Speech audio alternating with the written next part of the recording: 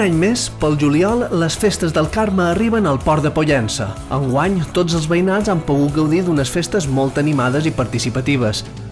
Una cosa vos demanaria, que les nostres festes patronals es converteixin per unir-nos, tots els mollers i tots els que han volgut viure en aquesta preciosa població. Després del pregó inaugural, es celebrà la cursa marinera on els participants varen recórrer 7 quilòmetres de distància per tota la badia del port.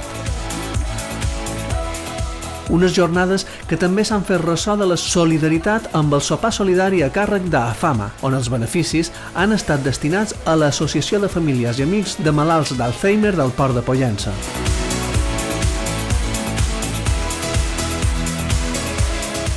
A banda d'aquestes, moltes més activitats, com la revetla de bandes locals amb l'actuació de Fèlix, Pep Toni i Cristian i de Order, entre d'altres. Con lo que me quedo es que hemos conseguido hacer que todas las asociaciones de músicos de Pollença vengan a actuar 2 días en la fiesta.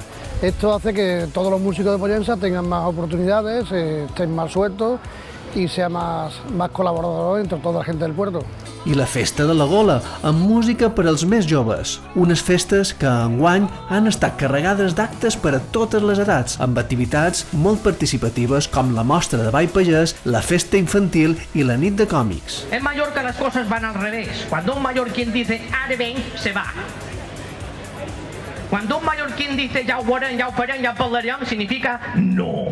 Com és tradicional, les festes han conclòs en la missa solemne a la parròquia de la Mare de Déu del Carme i en la processó de les barques.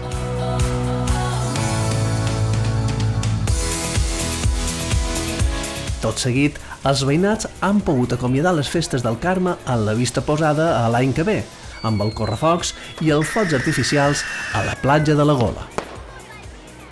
Jo crec que han estat unes festes brodades que a més ens han anat molt bé per donar un poquet, reactivar en el Port de Pollença aquest sentiment de poble i després també un atractiu turístic més perquè és durant una temporada que és complicada, que hi ha menys activitat turística, dona al dia al turista un al·licient com pugui ser tot el que són una setmana de festes amb molt de temes distints que se fan, la veritat és que és bo.